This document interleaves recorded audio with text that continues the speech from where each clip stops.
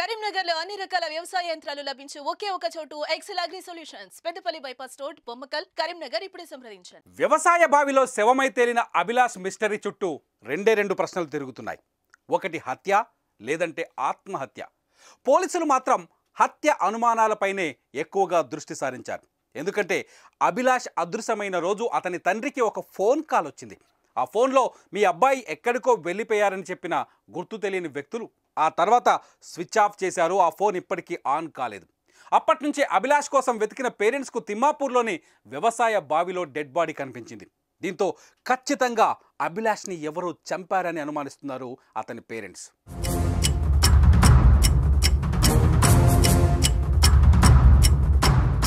అభిలాష్కి ఎవరైనా శత్రువులు ఉన్నారా? ఉంటే వాళ్ళెవరు? వాళ్ళకి అభిలాష్కి మధ్య శత్రుత్వం ఎందుకు ఏర్పడింది? ఈ ప్రశ్నలు కూడా తెరపైకి వస్తున్నాయి. అభిలాష్ అమాయకపు విద్యార్థి. అలాంటి వ్యక్తిని హత్య చేసింది ఎవరు? చేస్తే ఎందుకు చేశారు అన్నది ఇక్కడ $1 మిలియన్ ప్రశ్న. ఎందుకంటే అభిలాష్కు ఆత్మహత్య చేసుకోవాల్సిన అవసరం లేదు. అంత పిరికివాడు కాదని కుటుంబ సభ్యులు కూడా చెబుతున్నారు. ఇటు అభిలాష్ చదువుకుంటున్న కాలేజీ యాజమాన్యం కూడా రకరకాల కథలు చెబుతోంది. దీంతో అభిలాష్ది హత్యే అనుకుంటున్నారు అతని family members. Abhilash dead body మార్చి 27వ తేదీన తిమ్మాపూర్లోని వ్యవసాయ బావిలో బయటపడింది. తొలుత మొండాన్ని మాత్రమే కనిపెట్టారు పోలీసులు. దీంతో అందరూ టెన్షన్ పడ్డారు. అభిలాష్ని ఎవరో తంపి తలను ఒకచోట మొండెం ఒకచోట పడేశారని భావించారు. కానీ ఇప్పుడు తల కూడా అదే బావిలో దొరికింది. అయితే ఇక్కడ అసలు డౌట్ ఏంటంటే తల మొండెం ఎలా వేరైంది అన్నది. తలను నరికేసి అభిలాష్ని బావిలో పడేశారా అన్నది ఇక్కడ అతిపెద్ద చిక్కు ప్రశ్నగా మారింది.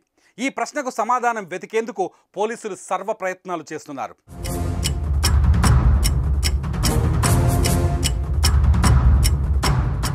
మార్చి 1న అభిలాష్ కనిపించకుండా పోయాడు. కళాశాల యాజమాన్యం కుటుంబ సభ్యులకు సమాచారం ఇచ్చింది. తల్లిదండ్రులు మార్చి 3వ తేదీన పోలీసులకు ఫిర్యాదు చేశారు. తిమ్మాపూర్ శివార్లలోని వ్యవసాయ బావిలో అతని డెడ్ బాడీని గుర్తించారు. అయితే మృతదేహం దొరికిన తర్వాత పోలీసులు చేపట్టిన దర్యాప్తులో అది డిప్లొమా విద్యార్థి అభిలాష్ అని తేలింది. అయితే తమ కొడుకు ఎట్టి పరిస్థితుల్లోనూ ఆత్మహత్య చేసుకోవడని, అతను పిరికివాడు కాదని అంటున్నారు అతని పేరెంట్స్. దీంతో కథ మిస్టరీగా మారుతోంది. ఇప్పుడు తల దొరికింది, కానీ ఆ తల చుట్టూ ఉన్న మిస్టరీ మాత్రం ఇంకా వీడలేదు. అభిలాష్ది ఆత్మహత్య అయితే అతను ఎందుకు ప్రాణాలు తీసుకున్నట్టు? ఒకవేళ హత్య అయితే ఆ హత్య ఎందుకు జరిగినట్టు? ఇప్పుడు పోలీసుల ముందున్న ప్రశ్నలు ఈ రెండే. ఈ ప్రశ్నలకు సమాధానాలు వెతికేందుకు పోలీసులు దర్యాప్తుని వేగవంతం చేశారు. ఇటు పోస్ట్ మార్టం పైన పూర్తిగా ఆధారపడ్డారు. పోస్ట్ మార్టం రిపోర్టులో అభిలాష్ హత్యకు సంబంధించిన కారణం ఏదైనా దొరుకుతుందా అని ఎదురు చూస్తున్నారు. ఆత్మహత్య చేసుకున్న, హత్య చేసిన FSL రిపోర్టులో క్లియర్గా తెలిసే అవకాశం ఉంది. చూద్దాం అభిలాష్ కేసు ఏ మలుపు తిరుగుతుందో, ఏ సొల్యూషన్ వస్తుందో.